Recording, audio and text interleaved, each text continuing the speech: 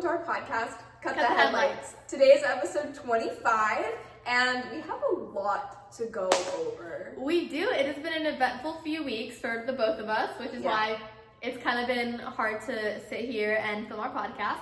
But we are back, which is good because it's also been an eventful few weeks for the F1 and Taylor Swift world, and we're excited to talk about all that. But I fear we must start on a bit of a downer. Yeah, I was thinking, how are we going to go from, yes, this is so exciting, to... I just went straight for it. Okay, yeah. Segue bad right here. Unfortunately, Lewis Hamilton's dog, Roscoe, did pass away. It was very sad. He wrote this very emotional thing on his Instagram. It was very sweet.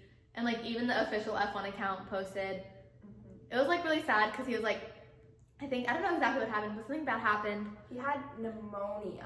He got pneumonia, and, like, he was in a bit of, like, a coma, and, like, his heart stopped, and they had to revive him. And it's really sad. And, I mean, I told Tori this because, like, I'm not here to make decisions on anybody's pet, on who lives and who dies. But I just feel like if your pet's heart stops, obviously it's not easy from my perspective because it's not my dog to just feel like obviously I get why Lewis Hamilton would want to try it, but like if their heart stops and you have to like fight to revive them, it might be time to just let your pet go peacefully. Yeah, it was really sweet. While he was still in the hospital, Lewis posted a little picture and there was like a couple photos of them like taped on the wall. I thought that was that was really sweet. Like you can tell how much he cared about this dog because like he's like devoted his life to F1, and so like his companion through it all has been like his pets.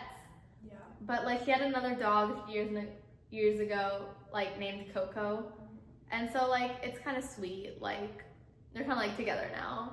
What really got me was the Roscoe Loves Coco account post.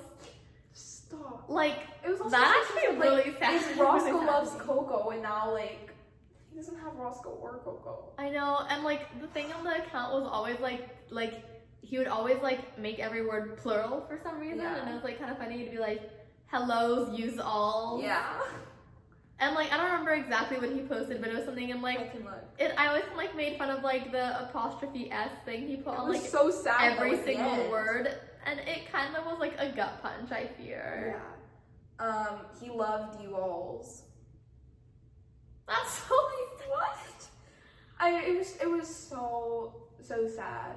But I love how like the F1 community was kind of like all around it. Like Ferrari posted a little thing of him, and I'm really glad that Roscoe got to go to Monza because Lewis talked about like him wanting Roscoe like Silverstone and Monza, which I thought was really sweet. And also Roscoe was really old. Like for like being, he had a good life. For being a vegan, he lived really well because usually people criticize the vegan diet. That dog was 12.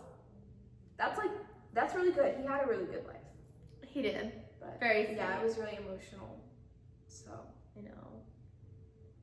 But yeah, that was just kind of like we just want to talk about that because that was kind of like big news. I think I'm not sure that anybody was expecting it all that much, except for me, of course. She put it in her predictions. I hope you feel terrible. I hope don't feel terrible. It's to be fair though, we all kind of knew it was coming soon. Like I feel that's just like pattern recognition. He was 12. Like it made sense, unfortunately, but I think it was just a shock that it happened now. Yeah, for sure. Like yeah. Anyways, in a little bit more positive news, McLaren has officially won the World Constructors Championship. Which they have. I mean, we're not surprised. Everybody knew it was coming. It's official now. Even though it's been pretty certain since the beginning of the season.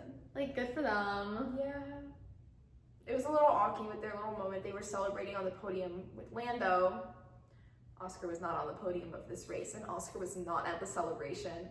And it was so awkward. Celebrating without your championship leader is kind of insane, I fear. Because he literally contributed more to that championship than Lando did. Like, yeah, I'm a Lando fan. We know this, but like that's insane. You should be. It's a championship won by both of your drivers. You should be celebrating with both of your drivers. And I know that Oscar celebrated with them after. Obviously, that was not their only celebration. They just won a championship. But it's crazy for that to be like your first celebration with the team. I agree. I feel bad for Oscar. I don't know. It was like really awkward. There's this clip of I think it's Carlos, isn't it, doing a post-race interview, and you see Oscar in the background just looking at the celebration from the media pen. Oh, it's so bad. Like, Poor I think we guy. already know like how awful it's gonna be at the end of the season when one of them wins the championship and one of them loses the championship. But like, why do we have to continuously make So it worse? awkward. Like, it's bad. It's like self-sabotage at this point, and it's gonna be so bad next year, I think. I know. I think they'll be fine. I mean, every teammate has gone through it. Mercedes. Yeah, but It's not Mercedes, but like a billion other. it's just hard when teammates there's like have gone through so it and many not had little it work out. incidents like against a team. Like, I don't know. Honestly, I can't see Oscar staying at McLaren longer. Really? Like, if a good team gave him an offer, I see him taking it. Real. I'm not sure that I see him leaving, but I agree with you that he would be definitely more likely to go than Lando would. 100%. Yeah. Oscar doesn't have as much like loyalty. Not that sounds mean. It's not that he doesn't have loyalty. It's just Lando's been with the team for so a lot long. longer, and Oscar's clearly, yeah.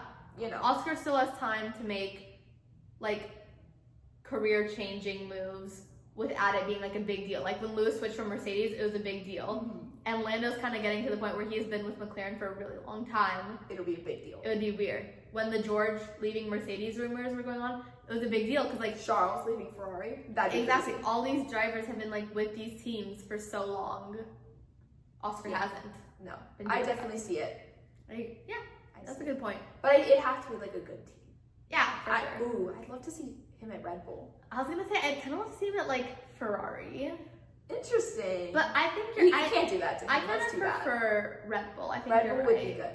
Just because that kind of like matches his vibes. But Really? just Oscar as a Ferrari driver, I think would be like insane. It would be. Like I just think that would be like. But they have to get their wild. act together. Yeah. So, maybe not so much insane. Maybe not. Anyways, moving on, we have major Taylor Swift news because The Life of a Showgirl came out on the 3rd, which was so exciting. I agree. I adored this album. It was exactly what I wanted. I really just wanted like this super fun poppy album, and I really feel like that's what I got. There's been a lot of hate because of the lyrics, and you know, people are right. The lyrics aren't as strong as that of like Folklore or Evermore or whatever, but you're not gonna catch me dancing to Hoax or Epiphany in my car or alone in my room at 11 p.m. when I don't want to go to bed. Like, these are the kind of songs that you have fun to and you can dance to and like move to. And like, there's different songs for different vibes, but this was just like the exact vibe I wanted. I really, really loved the album. It was kind of exactly what I expected. And I think like with Tortured Poets and the one before it, Midnights, when both the albums came out, I definitely had to listen to them a couple times because they were so sonically cohesive that the songs kind of blended together for me. This was one that like every single song stood out for me for different reasons, which I really appreciated. And yeah, there's been a lot of hate on it. And I will just say like, I think it's rough because there's so much pressure on her to create like something outstanding considering how many people love her. And it's just every single time she releases an album, it gets that hate. When Midnights came out, it was, we miss the folklore lyricism. So she did Tortured Poets. And then when that came out, everyone was like, no, there's too many songs and they all sound too boring and similar. So she did something completely different. And now people are like, we miss the lyricism of Tortured Poets. Like, you can't have it every way you want. You're not gonna love every album. You're not gonna love every song on every album, and that's okay. Me personally, I really enjoyed this album, and I think people just need to have a little bit more fun in their lives.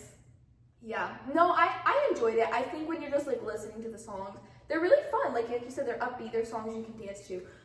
I do have to agree a couple points with like the lyrics. They just kind of gave like millennial to me, and I feel like that's not really my vibe.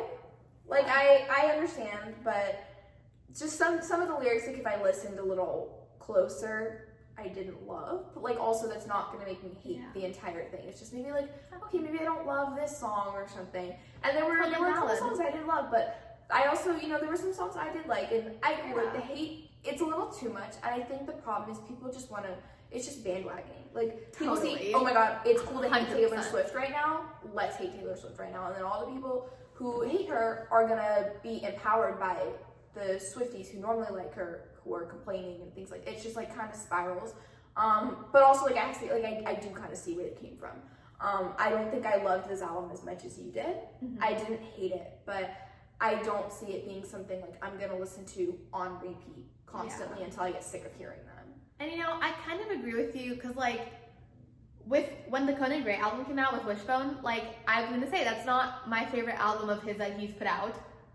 I did not love all the songs, but those few that I loved, like I really loved, and because of that, like I consider the album a success because there were songs that like reached me that I really enjoyed that like I wanted to keep hearing because like they evoked something. Like, so I don't consider the album a terrible album.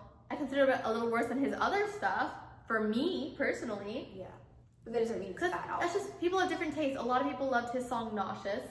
I didn't love it. I can't relate. That's my See, favorite and that's one. okay because people have different vibes, but that doesn't mean I'm gonna call it a terrible album because one song stood out to me that I didn't love, even though other people were all loving it.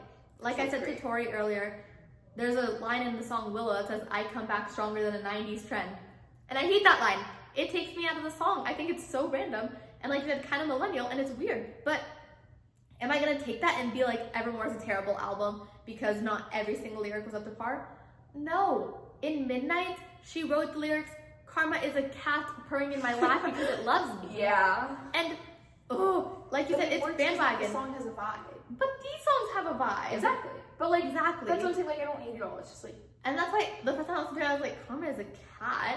But then you know, you listen and you're like, "Karma is a cat." Like, yas, like Eve. And like, if you don't get that point, that's okay. It's just like, it's kind of ridiculous. I think, like you said, it's so much bandwagon. I think for a while there, it was socially acceptable to love Taylor Swift because you couldn't deny her influence and her impact. And then she moved on a little bit from folklore and started getting back into her poppy side. And people started hating again. And it's because people just do not take young teenage girls seriously. And so I think when it's something that's like a little bit cringe or fun, like it's just an opportunity to pounce. Like the second they slip up and it's back to being like that stereotype of like a little teenage girl like at a concert or like dancing in her room or like obsessed with an artist, like the second that comes back, like people are so hateful. Like the way she got booed at the Super Bowl, for what? For showing up to support her boyfriend? And so it's just like, it's because, like you said, because everybody was booing. That was just the thing to do, and it's just absurd. I think it's so ridiculous. If this wasn't your fave album, that's okay, but to take it and be like, oh, she's not as good a writer anymore because she's happier? Like, people will be saying like, oh, bring back the tortured poet's lyricism. Oh, you mean the lyrics where she said she wanted to kill herself? Like, yeah. It's not cool to just take somebody's happiness and like efforts and be like, we dislike you and we're gonna ridicule you and your life's work now because of it. Like, that's the thing. It's just like, there's a difference in being like, this isn't my favorite album, and being like, this is so cringe, I hate Taylor Swift now. And that's what I think feeds into just like the bandwagoning of people don't want to be that like cringy teenage girl obsessed with Taylor Swift. Like, they want to be different and alt and be like, oh, I don't really like her. Like, I'm into like Nirvana or like Radiohead. I'm so sorry you're depressed. Some of us but you can want enjoy happier stuff. You can enjoy fun. Exactly. And when you're sad, you can listen to folklore. When you're a little tired, you can vibe to like Evermore in the fall. Yeah. But like, oh, God forbid a girl be happy and just listen to fun songs. Damn. Yeah. Another thing, like, kind of unrelated, but that I did kind of like, was some of her songs sounded a little similar to other songs. Like, honestly, most notably for me, just because like we're big Jonas Brothers fans. We're seeing them in 2 weeks, not to brag or anything. I was at the mall and I saw the Nick Jonas Fossil ad, and I was like, I am gonna see him in person. Like, I will be in the same room as him. And I just got, wait, sorry, real quick. I just got on Snap Memories.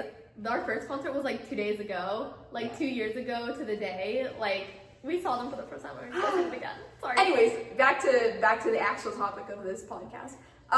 Like, The Life of a Showgirl, like the song itself, sounds for like part of it exactly like Cool by the Jonas Brothers. And I was hearing that, like, I kept hearing it on TikTok, you know, people were talking about it, and it would get in my head, and I would like start singing in my head. And instead of like, you don't know The Life of a Showgirl, I was finishing Cool by the Jonas Brothers when I started off thinking of Life of a Showgirl. So I don't know, I just thought that was a little awkward because like I think we're all familiar with the drama with Deja Vu, Olivia Rodrigo, Taylor Swift, where she claimed that Deja Vu sounded really similar to Cruel Summer, which I don't agree with. I think they sound pretty similar. Really? I've never heard the similarity. I think they sound pretty similar, but I do agree with you that also Lightning Showgirl sounds very similar. They're also like a very similarly vibe song. Like it makes sense kind of like how they got like some similarities. Honestly, I didn't hear a big thing, but it was this whole drama and Taylor Swift got writing like credits on the song because of like something that a bunch of people didn't even notice. But this is like so clearly cool by the Jonas Brothers. It's like, how are we gonna make that big of a deal over Deja Vu and then we're gonna put this? Because sampling music is fine.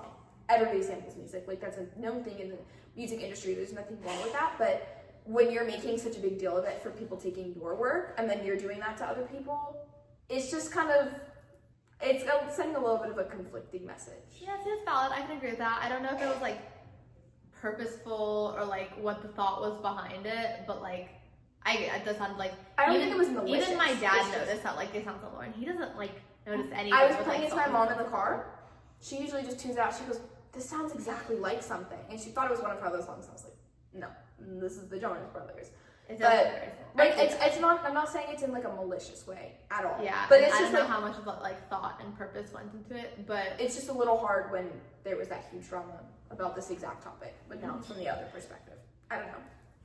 Yeah. Yeah. But it would be crazy if the Jonas Brothers brought her out. We were talking about that before. That's the dream. I just hope they bring somebody cool. I agree. They brought out like Demi Lovato and 5 Seconds of Summer. They brought out Cordova Street. Sam Evans from Glee. And he sang the song that he wrote for the Vampire Diaries series finale. And I wasn't there. And it was Sam Evans from Glee singing his song Hold On. And I almost killed myself. Yeah, I did get the text messages. I was so upset. Yeah. I cannot. I just can't even think about it. Anyways, backlash aside, I thought it would be cool to like go through like some of our favorite songs, some things that stood out to us. Yes, so I loved Father Figure. I think like the storytelling in that one is so good because like it really does create like this like Godfather-esque ambiance in the song that's like you like I feel like you can feel a power struggle from the way she writes and the stuff she sings and the stuff she says. I love the bridge into the finale. The bridge is so good. It's just like such like a dance moment, like when the music goes big again. And there's this line that says, "You'll be sleeping with the fishes before you even know you're drowning." And it's just like it's just like that, like it's like menacing in a way, and it feels like very like superhero, like CW, early Marvel kind of core type vibe. And I really enjoy it. I love, and I love the original Father Figure by George Michael. And so I think the interpolation was great. I think it's such an excellent song. I just love the lyrics. That's my favorite. Yeah. What about you? I don't have like an exact favorite. I honestly haven't had the chance to really listen to it enough. And I'm somebody who like, I need to listen to it 50 times before I decide a favorite because it will change every single one of those times. I really did like Opalite though. Like, that's my second favorite. Yeah, she texted me because she listened to it like night of, and she was like, "I think you're gonna like this one the most," and I really do love it. I also really like Wish List. I thought that was just, I don't know, I thought it was fun. Like, I haven't really had the time to like listen to them more deeply to really be like, wow, this song is amazing. But like, you know, from what I've heard, like, I like them. I agree. And Wish List was actually like the song I was referencing when like, because in the song she says like I dream of like a basketball hoop on like a driveway. And it's just like, that's so much character development from I dream of throwing my life to the wolves or the ocean rocks. Like, we just love that progression. Like, yeah, we love that happiness for her. I agree. Opalite was my second fave. It's such a dancey song. And like, for all the people complaining about lyrics, like, I'm sorry. Like, dancing through the onyx night, now the sky is opalite, is so good. And like, she explained like the whole metaphor of like how opals are like a man-made gem. And so like how she really wanted to reflect that because like it's not something that like it just happens natural. Like when you find like a true love, like you have to work for it and like you have to make it like true to both of you. And Travis's birthstone is an opal, so it really just like I didn't know that. That's full circle, right? So I really liked it. I thought that was sweet. I thought that's such a fun song, most vibey dance song. And then I agree, I like Wish List, but my third favorite is Ruin the Friendship. That's why I put on my top 3 too. Oh my god, the first time I listened to it, I didn't love it. I was like, like kind of weak. And then like I listened to it closer, and I realized it's actually like, so if you guys know Forever Winter Not, that's a song about this guy she knew in high school who committed suicide. And so the song is about like that same person, and it's just kind of like saying like she kind of liked him, and then like he obviously killed himself, and just how like that kind of taught her like, don't leave anything out on the table, like go for it, like if you feel something, like never leave anything behind because you don't know what's gonna happen. And so I really like that message, but it's just like, it's really sad, but also like the song like kind of has like a happy vibe to it, and I really love the bridge. Like, even though the song's called Ruin the Friendship, she only says it once. She says, and my advice is always ruin the friendship. I love when they just say it once, like a little Easter egg. And I just love the melody of that song. It really, really grew on me, and it's like one of my faves now. I like it. Also, Forever Winter Mention, I love that song so much. Such a good song. That's a really good And like when you hear them together as like different pieces of a puzzle, I think it's so good. Yeah. Anyways. Also, wait, real quick, one more thing about Ruin the Friendship. Okay, you're good. When she said Abigail, I locked the hell in. I was like, whoa. Like, because Abigail's like her friend from high school, and like everybody knows that. And like she mentioned her in a few songs, and I was like, Abigail, like whoa. And like, so I just like that. I thought that was kind of sweet. That was I cute. love when people's friends are mentioned in songs. Like, Conan Gray does that a bunch, and I love it. Gracie Abrams does it too with Audrey, who is Audrey Hobart. Now has her own songs, and I love her. I love that. She's not coming to Texas, otherwise I would totally be seeing her on tour. Anyways, there's also a music video for Fate of Ophelia. I really loved this music video.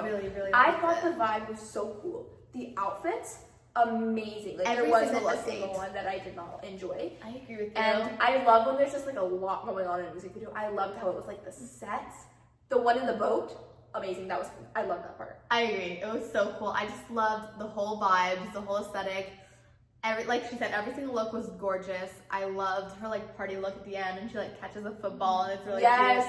I loved like her Marilyn Monroe-esque look, and I adored like the brunette one during the chorus. With like in the bathtub, like, you know.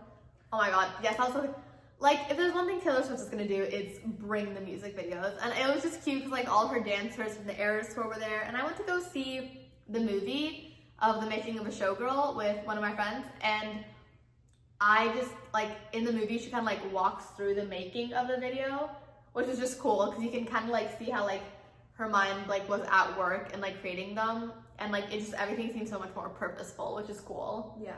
No, I love. She's always got great music videos. That was a really I good agree. one. That's like one thing I just love about her because I love a good music video. Yeah. No, we were watching it like right before this. Yeah, exactly. How to prepare. Yeah.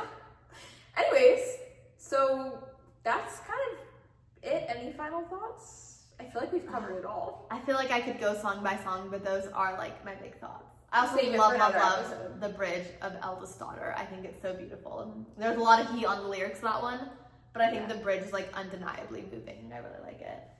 Alrighty. Anyways, circling back to Formula One, I feel like we had like so much Taylor stuff to talk about today. Know. It's great. It's like throwback to like when Tortured Poets was released. Yes.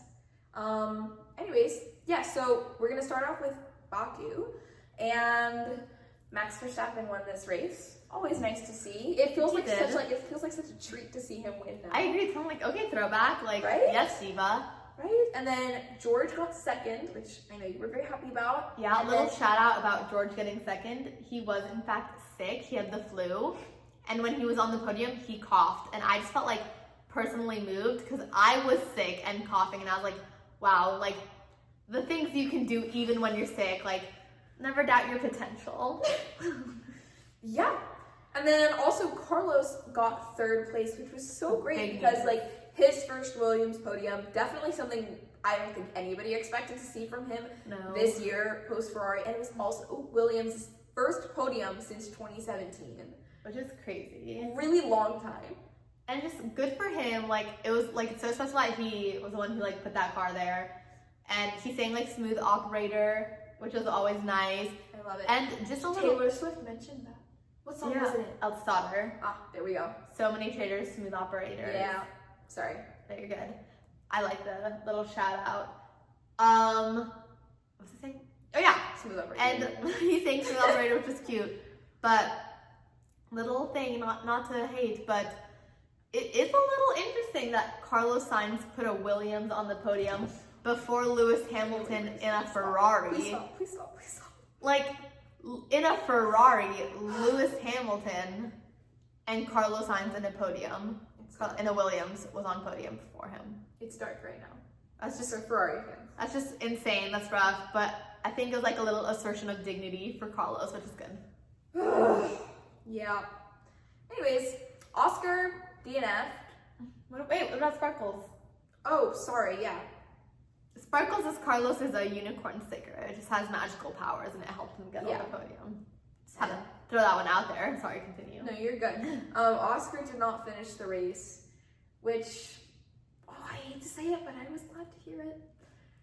We all know I want Lando to win that championship, and while I feel bad that Oscar did not finish, I understand that's terrible for anybody, I do feel glad that Lando did finish in the points. I think he was like 7th or something, so not great for him either, but he did get points, and Oscar did not, so that maybe lessened the gap just a little bit, and I appreciated that. It's always good to see, you know? You know what? It does make it interesting. I felt bad for Oscar, but it did add a little level of drama. Right. I mean, people are happy when Lando DNFs because Oscar gets more points, so, you know, there we go. Anyways, yeah, and then for qualifying, it was a lot of, like, unexpected people that we saw on the top because Liam Lawson qualified P3. Liam Lawson, the guy who was kicked out of Red Bull after 2 races. P3. Like, we know the RB is a good car. Like, I'm less surprised about that as I am a Williams, but I'm more surprised about Liam. I agree, but he was also like able to finish it at P5. Yeah, which is still really good. That's really, really impressive. Like, everyone knows I'm a George fan, but I'm not even gonna lie. I was kind of rooting for Liam to get on the podium. That would be amazing. That would be insane. Like you love to see somebody. Same thing as Carlos. Like, you get kicked out, and yet like you do something so amazing with it before the person who replaces will get you. A podium this year. He will get a podium this year. Maybe not this year. He's kind of going through it this year. Next year, he's kind of had a rough go of it. Champion. I'm calling it. Okay. I'm calling it now. Anyways, that was nice to see, but also just a little funny moment. George, Lando, Oscar, and Kimi were all laughing during the national anthem, which that was really funny. I just think it's so funny when they just like are so unserious during that. It's because like they had like little like grid kids with them who like sing the anthem, and they were like screaming it out, and so the driver started laughing. It's like a really funny video. You can see them all like trying to like hold it in and like looking around at each other, and then it's like George and Lando were next to each other, so that's like the video I saw. They just like look at each other and kind of like start laughing. He's it was surprised. really funny. I'm surprised Oscar was laughing. I agree. We love an unserious moment from him because he's such a serious guy. It's just like so unexpected. Like from Lando, I expect it. George with Lando, I expect it. Oscar, never would have guessed. Yeah. I think like if I had to guess who it would have been, he would have been near the bottom. Lower down. I agree with you, but it was funny. I enjoyed that for him. Anyways, kind of on a sadder note for Yuki Tsunoda, he could not catch a break. He was catching strays left and right. Poor guy. Like, I think if I were him, I would have gone home and cried. Like, I would have filed a bullying complaint. Because first, Lando was saying in a post-race interview, like, he was struggling to, and I quote, "I struggled to even keep up with Tsunoda. If that's the case, then we're really not that quick." Which, like, I don't think he thought it through to be, like, mean and malicious. I think it's just, like, clearly the Red Bull, I think it was, the way I'm taking it in, like, the nicest way possible is, like, the Red Bull has been so dominant, and now they are very clearly not. But Max Verstappen is still Max Verstappen, so if you're going to go after Red Bull, you're going to say Yuki because it's Max Verstappen. Like, I don't think Lando was, like, trying to throw shade. I really do think it was, like, a gut instinct to just be like, this dude's slow as hell. And I think it was just more about, like, the Red Bull car. But, like, you're not going to say Verstappen, because also Max won that race, so. Exactly. Clearly he's not struggling, but it got worse, because in addition to Lando and George were just kind of causing chaos. They really were. Because George also threw some strays. He was like, they asked him about Mercedes being P2 in the Constructors' Championship, and he was like, yeah, but, you know, I mean, I think Ferrari and Max have just as well a chance to catch us. And I honestly respect Max, because he was trying to be like, don't you mean Red Bull? And George was like, no, Team Verstappen. Which was low-key really funny. Like, I love, like, the best friend praise. like, aw, like, little shout out. Like, it's a nice little bonding moment for them, too. It was kind of silly, but geez, that's also, like a lot to of call shade Red Bull just Team Verstappen, and I get it, out of 290 points that Red Bull has in the Constructors, Max Verstappen has 273 of those. That's a terrible sign. He's getting a lot, but I fear that is Team Verstappen. To call it Team Verstappen, like, publicly. Yeah, you don't do that in public. That's crazy. And also, he's like, not wrong, but you don't poor do that. Yuki. He's trying his best. Like, we all know. Many people have not succeeded in that seat. We saw Liam, we saw Yuki, we saw Sergio, we've seen Alex, we've seen Pierre. Like, there's a clear pattern here. Like, people are struggling because obviously when they've got Max Verstappen on their team, they're gonna do what Max Verstappen wants. But like, poor Yuki. Yeah, I feel so bad, and everybody thinks he's gonna lose his seat. And then where does he go? Japan. Moving on, Singapore. I think this was like really good for you. Like, as soon as I saw the race results, I was like, wow, this is amazing good for Eliana, because George William Russell won the race. He did. Honestly, I'm very happy. I will say, I wish I could have enjoyed the race more. It was unfortunately like a super boring race. Yeah. Because nothing really all that much happened. But George did start pole. He did win. I was very happy. 5th career win. Which low-key kind of depressing, because I thought that's like really small. But Daniel Ricciardo only has like 8 or something, right? Exactly. Like it's not that much. But I'm gonna say I feel a little bit bad for George, because a lot of the times when he wins, it gets overshadowed. Like this win, McLaren won the Constructors.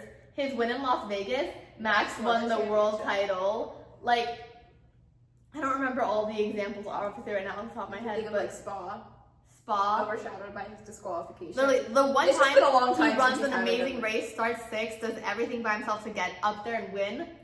He got disqualified. And so it's kind of just like, I feel really like everything always happens when he wins, man. Like, it's just kind of rough. For sure. But yeah, I thought that was nice, especially because, like, you know, 2023. When he won in, like, Austria, it was because, like, Max and Lando crashed, which got more attention. Like, poor guy. Yeah, it's okay. One day he will have a race win that is all himself. And that they keep legally. Yes.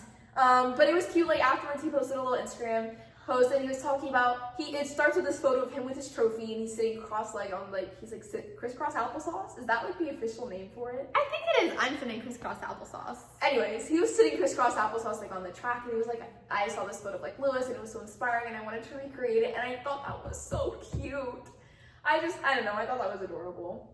I agree. I love, like, when they're like, yeah, like, he's my idol, but then it's, like, so special because it's, like, you get to race with your idol, you get to be teammates with your idol. I agree. It's, like, really sweet, like, just, like, the admiration he has for him. Like, that's still going. Reminder. Yeah. Anyways, there was, like, a little bit of drama this race with Lando and Oscar. So, obviously, we already talked about Oscar being left out of the championship celebration. That's its own thing. But at the beginning of the race, it was, like, the first corner? Was it? Yeah, first lap, at least. Yeah, somewhere at the beginning, Lando did collide with Oscar just a little bit.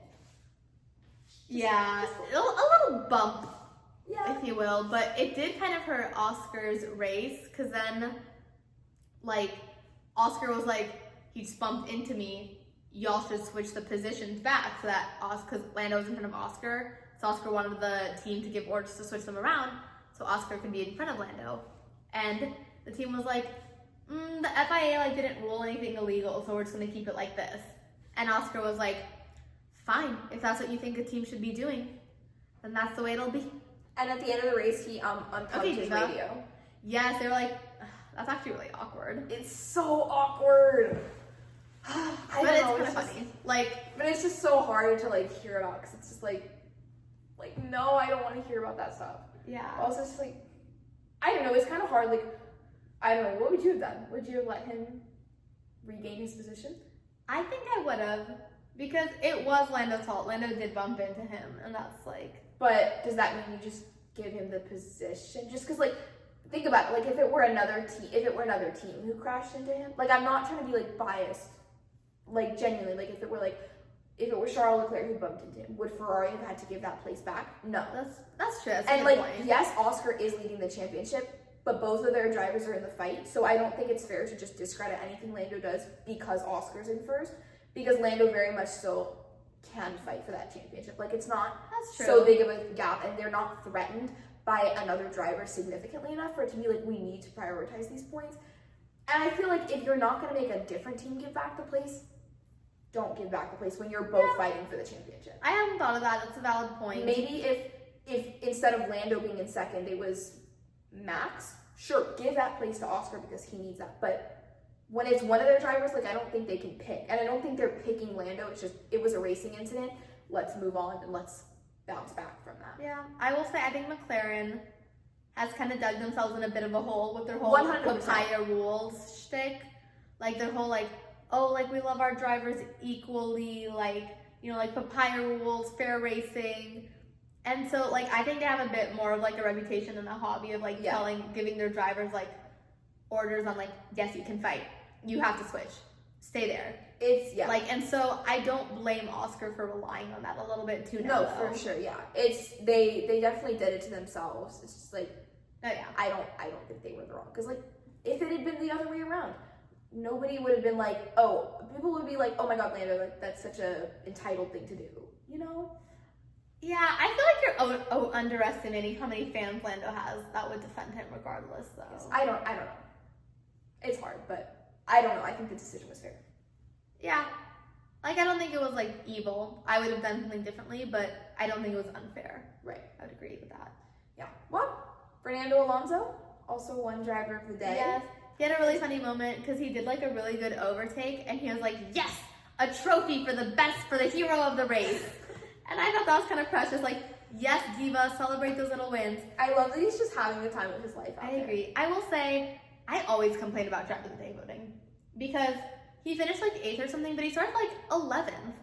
It wasn't that monumental. If you move up, I think you have to move up at least 5 places or more before you can start being considered over the winner of the race. Or it has to be like you fought like 3 places or more before you can be considered over anybody like on the podium. Like, yes, that was really funny, and I liked the overtake, and I liked like his little joke.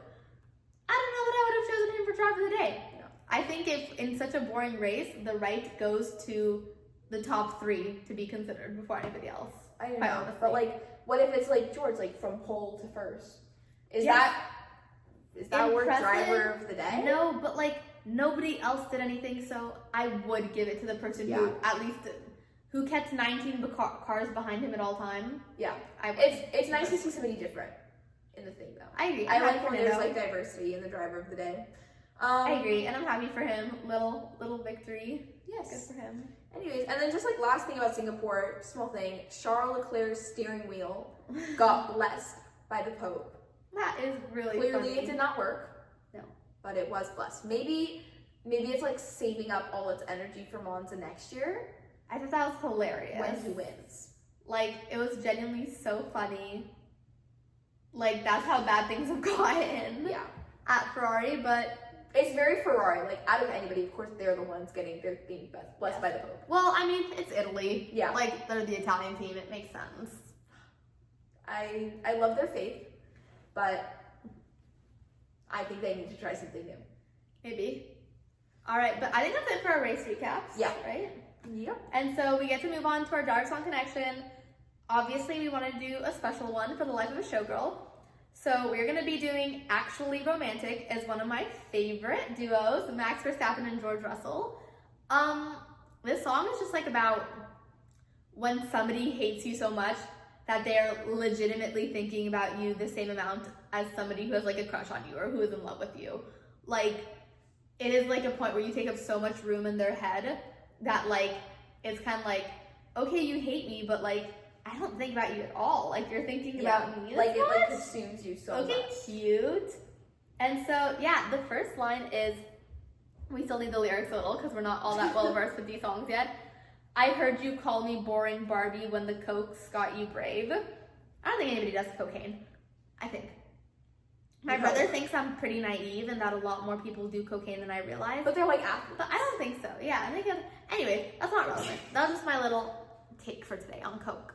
But I heard you call me boring Barbie. I think that's kind of giving when Max Verstappen called George Princess George, and it's like, Boring Barbie, Princess George, those are kind of like along the same vibes, like girly, like feminine, like kind of like but like in a lame way. And so it's like, I heard you calling me that, like behind my back, like name calling. Like I don't make up nicknames for you, but like behind my back or to the media in front of everybody. In front of millions of people.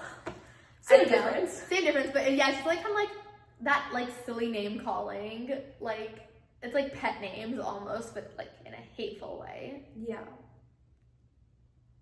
Do you have any? I don't know. This song, sorry, she's even less well versed than I am. Like I said, I've had like the capacity to listen to this album a single time through. It's so good. I listened to it like 5 times. Yeah. And that's then not been my journey yet. There's a line saying, wrote me a song saying it makes you sick to see my face. And it's kind of like how Max, when he was like, I've never seen someone try to screw someone over that hard. Like, I'm like in shock. That whole idea of just like I can't even like look at you, but it's like you're still taking the time to like talk about them. Yeah. Like you can't look at them, but you can sure as hell think about them a lot. Mm-hmm. And so the chorus, okay, she's ready. Okay.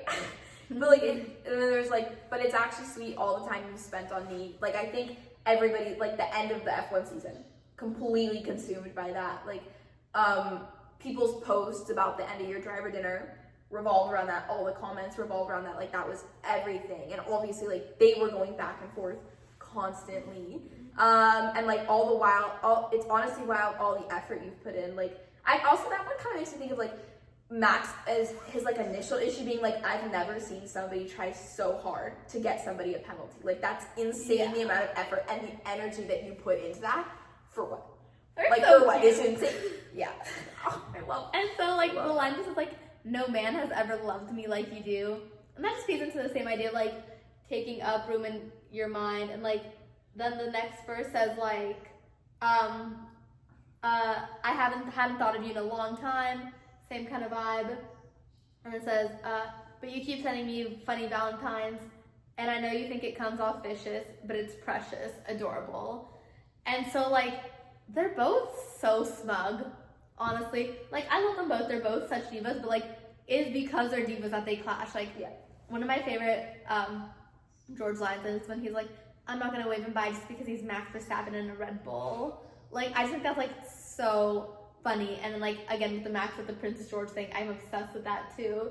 Yeah. And so like, they keep like, keeps going like this back and forth, and like, it's kind of cute. Like, it's kind of fresh. And then also, like a toy chihuahua barking at me from a tiny purse. Like, I feel like the nickname, like, Princess George is so, like, beneath me. Like, look at you, like, you little person over there, princess. And that just, I don't know, makes me think of it. And I love this line. It says, how many times has your boyfriend said, why are we always talking about her? And, like, this isn't based on anything real, but I just think it's, like, funny to, like, think of, like, George venting to Carmen and, like, Max venting to Kelly. And, like, just, like, complaining about each other, and, like, these girls, like, could not care less. You know what? Like, Lily that's and just Alex, a funny idea in my head. Lily and Alex also heard that. Like, that line applies to them just as much as Carmen, I think. Honestly, yeah. I know George. I know they had not just sessions. Alex. Like, I know he sat down Alex and Lily, like, the both of them. Or even if, like, Lily was just there because she always ends up with them. Like, I feel like she was, like, roped into it unwillingly, and, like, Alex was here for Lily. it. That's Alex's girlfriend. I love, like, that trio. Sorry. I know, it's like really funny. It's like that time that's like, I can't believe that it's finally just like me and you and you and your friend Steve. Like, George is so Steve coded. Mm-hmm. But yeah, I just think, and then like the bridge says like, you think I'm tacky, baby? Like, stop talking dirty to me. And so like, it's, I mean, like, again, all of these are just feeding the same idea of like, when somebody hates you so much, like they will not stop talking about you. Like, I loved that period in my life where every time I got on Instagram or like TikTok, I would see like a new thing that one of them had like said about the other. Like, they just keep talking about it. And like, I absolutely love like when they're both on the podium and the like handshake. I like when they have their little moments now. Whenever they have any so much greater. Because it's kind of giving like the enemy of my enemy is my friend. That's what it is, right? The enemy of my enemy is my friend. The friend of... Wait. Yeah, no, that's right. Yeah, no, that's right. Like, it's giving, like, when the villain and the hero, like, team up to take down, like, a bigger evil. Yes. You know? And I like it, because, like, I love just like when two like really strong opposing forces like unite and fight together, just like in like any TV show or media. And so like I love when it's just like these such divas like against the world. Like I think it's so funny. And this whole song just reinforces my point of when they were first beefing, and I said that they just needed to kiss and make up. Yeah. I really think that just fits in with my entire vibe. Man, I miss hearing the audio like whenever anything is not going his way, he lashes out in unnecessary anger and borderline violence. I love saying it like whenever anything's not. You have to say it in the British accent. I love it. I miss that era so much. I know, it's so good. And I just love that duo. And they were just like on each other's minds so much that like it's kind of best friend core at a certain point. Funny. Like at a certain point, like you kind of got your own special little relationship, and I'm obsessed. Exactly. I can't think of like the right reference, but like I know I'm gonna come up with one later, and it's gonna kill me. But like there's just there's just this one reference I'm thinking of. I believe you. It'll come to you. Maybe next episode will update you. Yeah.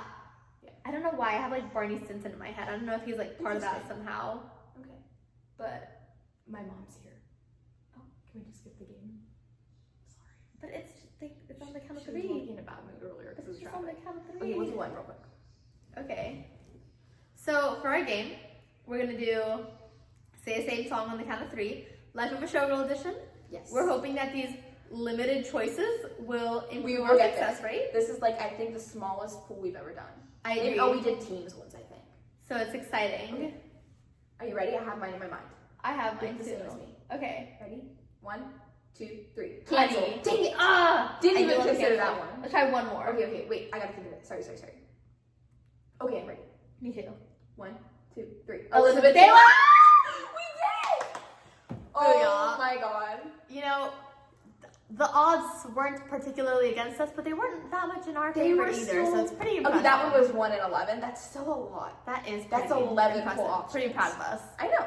So good for us. Good way to end it off. thank you guys so much for listening. We're excited to be back. Please tell your friends and family to listen. Follow us on Instagram and TikTok at Cut the Headlights Podcast per usual. And we hope you guys really enjoyed this episode. Per usual, any opinions, thoughts you'd like to hear us discuss, we would be glad to do so. Thanks for watching.